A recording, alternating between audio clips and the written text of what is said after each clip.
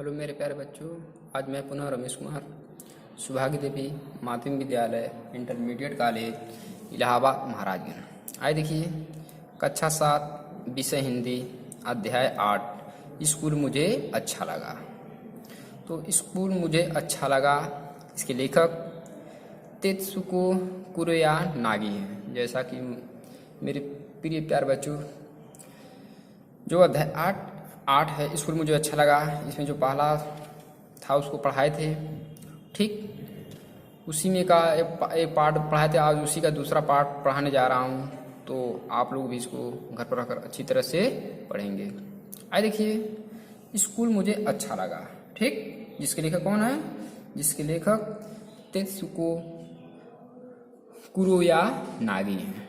आइए देखिए, तो मैं इस आपके पास छोड़े जा रही हूँ। यानी एक छोटी सी बच्ची है, ठीक, जो अभी अभी विद्यालय में जिसका दाखिला हुआ था।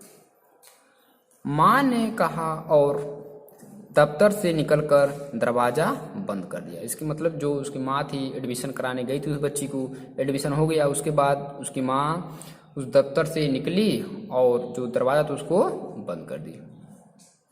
हेडमास्टर जी ने एक कुर्सी खींची और तो चांद की कुर्सी के सामने रखी। उसके बाद जो हेडमास्टर थे विद्यालय के, ठीक, हेडमास्टर जी ने एक कुर्सी खींची और तो चांद की कुर्सी के सामने रख दी। यानी उस छोटे बच्चे का क्या नाम था?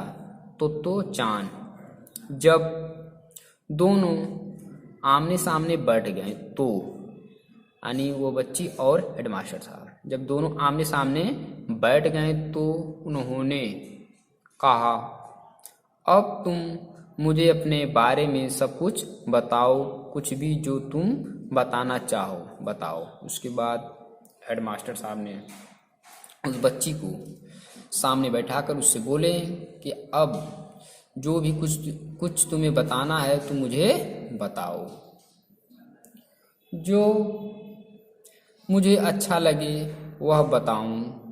तो चांद ने सोचा था। उसके बाद तो चांद ने कहा कि जो मुझे अच्छा लगे वह बताऊं। तो चांद ने ऐसा सोचा था कि वे प्रश्न करेंगे। वो बच्ची समझ रही थी कि वो क्या हेडमास्टर क्या करेंगे, उसे क्वेश्चन करेंगे और उसे उत्तर देने होंगे। मतलब अगर वो क्वेश्चन करते हैं तो उनको उत्तर देना पड़ेगा, ऐसा वो बच्ची सोच रही थी। पर जब उससे यह कहा गया कि वह किसी भी चीज के बारे में बोल सकती है, लेकिन ठीक उसे यह बताया गया था कि वह कुछ भी या किसी के बारे में या किसी भी वस्तु या चीज के बारे में बोल सकती है, तो उसे बड़ा अच्छा लगा। तो उसको क्या यह बात सुनी तो उसको, उस बच्ची का तो चांद को बहुत अच्छा लगा कि वह किसी के बारे में या किसी चीज के बारे में बोल सकती है। वह तुरंत बोलने लगी। उसके बाद वो बच्ची बोलने लगी। उसने जो कुछ कहा वह था तो काफी गड़मड़, पर वह अपनी पूरी ताकत से बोलती गई। यानी वो बच्ची को जो चीज बोलना था उसके बारे में, ठीक, और तीव्र गति से वो पूरी ताकत से यानी पूरी शक्ति के साथ बोलती गई। उसने हेडमास्टर जी को बताया, ठीक, जो विद्यालय के मास्टर साहब थे उसने उसको बताया कि जिस ट्रेन पर चढ़कर, यानी जिस ट्रेन या जिस रेलगाड़ी पर चढ़कर वे आए थे वह कितनी तेजी से चली थी। उसने बताया कि उसने टिकट बाबू से कहा था कि वे उसे टिकट न लें। वो बच्ची बता रही है किससे? हेडमास्टर साहब से। पर उन्होंने उसकी बात नहीं मानी। उसने बताया कि उसके दूसरे स्कूल की शिक्षिका कितनी सुंदर है, ठीक, ये सब बातें बता रही है। कौन? बच्ची।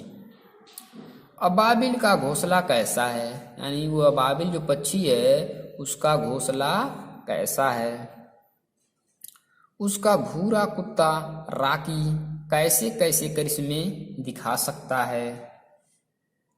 उसने बताया कि वह कैंची मुंह में डालकर चलाया करती थी, पर उसकी शिक्षिका ने उसे ऐसा करने से मना किया था।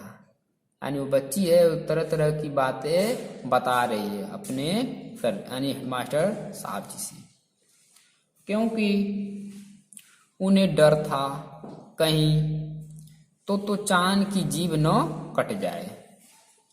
पर वह फिर भी वह ऐसा करती रही। उसने बताया कि वह नाक कैसे तिनक लेती है, क्योंकि उसकी बहती नाक अगर माँ देख लेती तो उसे डांट लगाती है। इस तरह से सच्ची बातें बता रही है। कौन? तो चांद। उसने बताया कि पापा कितने अच्छे तैराक हैं। उसके बाद फिर उन्होंने बताया कि पापा कितने अच्छे तैराक, मतलब जो पानी में तैरते हैं, और वे गीता भी लगा सकते हैं, यानी वे तथा और वे गोता भी लगा सकते हैं, मतलब पानी के अंदर भाग भी सकते हैं। वह लगातार बोलती गई। वो बच्ची हेडमास्टर साहब के सामने लगातार बोलती गई। हेडमास्टर जी कभी हंसते, यानी हेडमास्टर साहब भी कभी हंसते, कभी सिर हिलाते और कहते अच्छा फिर। तो चांद इतनी खुश थी कि वह आगे बोलती जाती। ठीक, यानी तो चांद इतना खुश थी कि वह आगे बोलती जाती। बोलते बोलते आखिर उसके पास, यानी बोलते बोलते आखिर उसके पास बोलने को कुछ भी नहीं बचा। ठीक, वो हेडमास्टर साहब के सामने लगातार बोलती गई और बोलते बोलते ठीक अब वह समय आ गया कि उसके पास कुछ नहीं बचा। अब उसका मुंह बंद था, मतलब अब कुछ भी उसके सामने बोलने के लिए लायक कुछ भी नहीं था। वह अपने दिमाग पर जोर डाल रही थी। ठीक, अब वो क्या कर रही थी? वो अपने दिमाग पर जोर डाल रही थी, सोच रही थी कि आगे क्या कहें। अब वह अपने दिमाग में सोच रही थी कि अब आगे क्या कहें, क्या बोलें। मुझे और कुछ बताने को तुम्हारे पास क्या कुछ भी नहीं है? उसके बाद हेडमास्टर साहब ने उससे पूछा कि अब तुम्हारे पास कुछ भी नहीं है बोलने के लिए? हेडमास्टर जी ने पूछा। ऐसे में चुप रहना कितने शर्म की बात है। ठीक, हेडमास्टर साहब ने उसे पूछा कि अब तुम्हारे पास बोलने के लिए कुछ नहीं है, तो ऐसे में चुप रहना कितनी शर्म की बात है।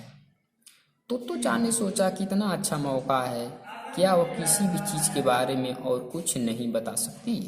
तो चांद ने सोचा कि वह किसी भी चीज़ को और आने चीज़ के बारे में और कुछ भी नहीं बता सकती। वह कितना अच्छा मौका था। हेडमास्टर साहब जी के कहने पर उसने मन ही मन सोचा। अचानक उसे कुछ सूझा। उसके बाद वह मन ही मन सोच रही थी, तभी अचानक कुछ उसको सूझा। हाँ, वह अपनी फ्राक के बारे में बताई थी। उसके बाद वह अपन जो फ्राक पहनी थी उसके बारे में बताई। कौन? तो चांद, जो उसने पहन रखी थी। वैसे उसके ज़्यादातर कपड़े माँ खुद ही सीती थी। वैसे अधिकतर उसके कपड़े ज़्यादातर उसकी माँ ही खुद सीती थी, पर यह फ्राक दुकान से खरीदी हुई थी। यह दुकान कहाँ से खरीदी हुई थी? यह फ्राक दुकान से खरीदी हुई थी। जब भी वह दोपहर के बाद स्कूल से घर लौटती थी, यानी जब भी वह दोपहर में स्कूल से क्या करती थी? घर लौटती थी, तो अक्सर उसके कपड़े फटे होते थे। तो अक्सर क्या होता था? उसका कपड़ा फटा रहता था। माँ को समझ में नहीं आता कि वे ऐसे कैसे फटे होंगे। उसको माँ को बार बार समझ में नहीं आता था कि कपड़े कैसे फटे होंगे। उसने हेडमास्टर को बताया कि ऐसा कैसे हो जाता था। असल में उसके कपड़े इसलिए फटते थे क्योंकि वह दूसरों के बागीचों में झाड़ियों के बीच से घुसती थी। उनका कपड़ा इसलिए फटता था क्योंकि वह बच्ची दूसरे के बागीचों में हमेशा झाड़ियों के बीच में से क्या करती थी, घुसती थी। साथ ही वह खाली जमीन के चार ओर लगे कटीले तारों के नीचे से भी घुसती थी। और इसके अलावा जो जमीन खाली थी, उसके चारों तरफ क्या लगे थे, कटीले तारे, उन तारों के नीचे से क्या करती थी, निकलती थी। इसलिए आज सुबह जब तैयार होने की बारी आई, यानी जब सुबह हुआ, जब तो चांद को विद्यालय जाने की बारी आई, यानी तैयार होने की बारी आई, तो माँ की सीली हुई सारी फराक फटी निकली। तो जितने भी फराक थे वह सारी के फराक उसके फराक थे, जो माँ उनकी सीली थी, ठीक, वह सारी फराकें क्या मिली, फटी हुई निकली। और उसे यह खरीदी हुई फराक पहननी पड़ी। उसके बाद जो खरीदी हुई फराक थी उसको पहनना पड़ा। फराक पर लाल और स्लेटी रंग के चेक बने थे। फराक पर लाल और स्लेटी के क्या बने थे, चेक बने थे। कपड़ा जर्सी का है। फराक इतनी बुरी भी नहीं है, पर माँ को लगता है कि कॉलर पर कड़े लाल फूहड़ है। माँ को कॉलर पसंद नहीं है। ठीक, माँ को क्या है, कॉलर पसंद नहीं है, क्योंकि तो क्या हुआ है, कॉलर पर लाल फूहड़ है, इसलिए माँ को कॉलर पसंद नहीं है। तो चांद ने कॉलर उठाकर हेडमास्टर जी को दिखाया। उसके बाद तो चांद ने कॉलर को उठाकर किसको दिखाया, हेडमास्टर जी को दिखाया। लेकिन इसके बाद खूब सोचने पर भी तो चांद को कुछ और न सूझा। लेकिन इसके बाद भी खूब सोचने पर भी तो चांद को कुछ और न सूझा। उसे इस बात से कुछ दुख हुआ। उसके बाद तो चांद को इस बात से कुछ दुखी हुई, यानी दुख हुआ। लेकिन तभी हेडमास्टर जी उठ खड़े हुए। हेडमास्टर जी क्या हुए, उसी से उठ खड़े हुए। उन्होंने अपना प्यार भरा बड़ा सा हाथ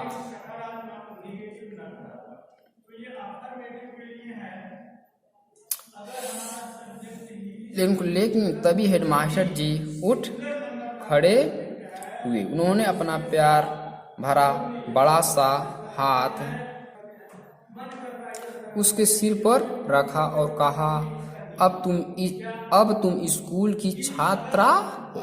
उसके बाद हेडमास्टर साहब ने भी उसके सिर पर क्या करना, अपना हाथ रखकर कहे कि अब तुम क्या हो, स्कूल के छात्रा, मतलब स्कूल के विद्यार्थी हो। ठीक यही शब्द थे उनके। और उस समय तो चांद को लगा कि वह जीवन में पहली बार किसी ऐसे व्यक्ति से मिली है जो उसे सच में अच्छा लगता हो।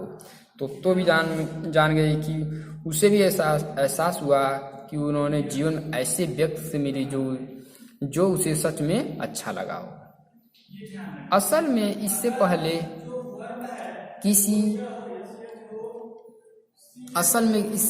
किसी ने उसे इतनी देर बोलते नहीं सुना था। इसके पहले कोई भी व्यक्ति इतनी देर तक बोलते हुए नहीं सुना था। किसको, तो चांद को। और उसे सुनते समय हेडमास्टर जी ने एक बार भी जम्हाई नहीं दी थी। और उनके बात को हेडमास्टर साहब भी ध्यान से सुन रहे थे। न ही उनके चेहरे पर रुचि का भाव आया। शुरू से अंत तक उन्हें सुनना उतना ही अच्छा लगा था जितना कि उसे बोलना। मतलब हेडमास्टर साहब भी जी का नहीं आया, ठीक, उस बच्ची की बात को सुनने में। इस दिन से पहले या उसके बाद किसी वयस्क ने तो चांद की बात इतने लंबे समय तक नहीं सुनी। इसके पहले कोई व्यक्ति तो चांद का बात इतनी लंबे समय तक नहीं सुना था। और पिछली शिक्षिका को यह जानकर भी आश्चर्य होता कि एक 7 साल की लड़की लगातार 4 घंटे बोलने का मसाला भी जुटा सकती है। जो शिक्षिका थी वह भी सोच रही थी कि एक 7 साल की बच्ची जो लगातार कितने घंटे से बोल रही, 4 घंटे से बोल रही, जो उनको भी मसाला जुटा सकती है। ठीक, हेडमास्टर जी के सामने वो अपने आप को सुरक्षित महसूस कर रही थी। वो बच्ची हेडमास्टर के सामने अपने आप को सुरक्षित भी महसूस कर रही थी। वह बहुत खुश थी। वह हमेशा हमेशा के लिए उनके साथ ही रहना चाहती थी। वो बच्ची भी बहुत खुश थी, इसलिए वो हमेशा उन्हीं के साथ रहना चाहती थी। ये भावनाएं थी तो चान की। उस पहले दिन हेडमास्टर सोसाकू कोबायाशी के बारे में सौभाग्य से हेडमास्टर जी की भावनाएं भी उसके प्रति ठीक ऐसी ही थी। अब हेडमास्टर जी तो चान को वह जगह दिखाने ले गए। उसके बाद अब हेडमास्टर साहब भी तो चान को वह स्थान दिखाने ले गए जहां बच्चे दोपहर का खाना खाते थे। ठीक, जहाँ बच्चे दोपहर में क्या करते थे? लंच करते थे, खाना खाते थे, टिफिन करते थे। हम ट्रेन में नहीं खाते हैं। हम कहाँ नहीं खाते? ट्रेन में नहीं खाते। उन्होंने समझाया। कौन? हेडमास्टर साहब। बल्कि सभागार में खाते। बल्कि कहाँ खाते हैं? सभागार में, जहाँ सभी लोग उपस्थित थे। सभागार उन सीढ़ियों के ऊपर था। सभागार उन सीढ़ियों के ऊपर था जहाँ तो चान और हेडमास्टर साहब बैठे थे, जिन्हें चढ़कर तो चान पहले आई थी। जब वे वहां पहुंचे थे, बच्चे हल्ला करते हुए मेज व कुर्सियां उठा खिसकाकर उन्हें एक गोले घेरे में लगा रहे थे। वे सभागार के कोने में खड़े बच्चों को देखते रहे। कौन? स्कूल के हेडमास्टर साहब। कहाँ? उन बच्चों को, ठीक सभागार में एक कोने में से उन बच्चों को देखते रहे। तो चान ने हेडमास्टर जी के जैकेट का किनारा खींचा और पूछा, बाकी बच्चे कहाँ हैं? बस इतने ही हैं। ठीक, जब तो चान पूछी कि और बच्चे कहाँ हैं, तो उन्होंने बताया कि इतना ही बच्चे हैं जितने यहाँ मौजूद हैं, मतलब जितने यहाँ मौजूद हैं। उन्होंने उत्तर दिया, बस इतने ही। तो चान को विश्वास नहीं हुआ। लेकिन इतनी बात सुनकर तो चान को विश्वास नहीं हुआ। उसके पिछले स्कूल की एक कक्षा में जितने बच्चे थे, यानी पिछले विद्यालय में जो पढ़े थे, ठीक, उस स्कूल में एक कक्षा में जितने बच्चे थे, केवल उतने ही बच्चे मौजूद थे। ठीक, लेकिन जब नए विद्यालय में गए तो उतने ही बच्चे पूरे विद्यालय में हुआ। देखिए आज सुनिए, आपका मतलब है कि पूरे स्कूल में करीब 85 बच्चे हैं। हाँ, बस इतने ही, हेडमास्टर जी ने कहा। जब वो पूछी कि आपके विद्यालय में टोटल 85 बच्चे हैं, तो हेडमास्टर जी ने कहा, जी हाँ, इतना ही बच्चे। यहाँ पहले वाले स्कूल से हर चीज अलग है। ठीक, क्योंकि पहले विद्यालय में जो पढ़े तो उस विद्यालय से हर चीजें क्या है? अलग है। तो चान सोचने लगी। उसके बाद जो बच्ची थी, तो कौन? तो चान वह सोचने लगी। जब सारे बच्चे बैठ गए तो हेडमास्टर जी ने जानना चाहा कि हर एक बच्चा खाने में समुद्र से, और यानी हेडमास्टर जी ने जानना चाहा कि हर एक बच्चा खाने में, ठीक, हर एक बच्चा खाने में समुद्र से और कुछ पहाड़ से लाया है या नहीं। हाँ जी, बच्चों ने अपने अपने डिब्बे खोलते हुए, यानी बच्चे भी अपने अपने डिब्बे खोलते हुए एक स्वर में कहा, जरा देखें तो क्या क्या लाए हैं। सभी बच्चे ने एक स्वर में कहा, जी हाँ, और जरा देखें तो हम लोग क्या क्या लाए हों। तुम लोग, हेडमास्टर जी ने मेजों के घेरे में घुसते हुए कहा। वे हर एक बच्चे के डिब्बे में झांक रहे थे और बच्चे खुशी से किलकारियां मार रहे थे। यानी हेडमास्टर साहब भी उन बच्चों के डिब्बों में क्या कर रहे थे? झांक रहे थे, और बच्चे भी खुशी से किलकारियां मार रहे थे, मतलब हंस रहे थे। वाह क्या मजा है! ठीक, वाह क्या मजा है। तो चान ने सोचा, पर कुछ समुद्र से और कुछ पहाड़ से का क्या मतलब होगा। उसके बाद तो चांद ने सोच रही थी कि कुछ समुद्र और कुछ पहाड़ से क्या मतलब होगा, कितना अलग है यह स्कूल। अब वो अपने मन में सोच रही, कौन, तो चांद, कि कितना अलग है यह विद्यालय, यह स्कूल, पर अच्छा उसे तो इससे पहले पता ही नहीं था कि स्कूल में दोपहर का खाना भी इतने आनंद की बात हो सकती थी। हेडमास्टर जी हर मेज पर रुककर डिब्बों में झांक रहे थे। हेडमास्टर साहब भी हर मेज पर रुककर क्या कर रहे थे, डिब्बों में झांक रहे थे, और दोपहर की हल्की धूप उनके कंधों को नहला रही थी, और दोपहर में जो धूप था हल्का, वह उनके कंधों को छू रही थी। तो चांद का स्कूल जाना, यानी तो चांद का क्या, स्कूल जाना। हेडमास्टर के यह कहने के बाद से ही कि अब तुम इस स्कूल की छात्रा हो, क्योंकि हेडमास्टर साहब भी कह दिए थे अब तुम इस स्कूल क्या हो, विद्यार्थी हो, इस स्कूल की छात्रा हो। तो चांद बेसब्री से अगले दिन का इंतजार कर रही थी। कौन, तो चांद। इस सप्ताह से उसने कभी किसी दिन का इंतजार नहीं किया था, इसके पर वह कभी भी इंतजार नहीं किया था। अक्सर माँ को उसे सुबह स्कूल के लिए बिस्तर छुड़वाने में भी परेशानी होती थी, पर उस दिन वह दूसरों से पहले उठकर तैयार हो गई। कौन, तो चांद, और अपना बस्ता पीठ पर बांधे इंतजार करने लगी। कहाँ जाने के लिए, विद्यालय जाने के लिए। इसके पहले वो इतना खुश नहीं थी, उसकी माँ हमेशा परेशान रहती थी, हमेशा उसको जगाती थी, लेकिन इस बार तो चांद को ऐसा नहीं करना पड़ा था। माँ को तो बहुत कुछ करना था, लेकिन माँ को क्या करना था, बहुत कुछ करना था।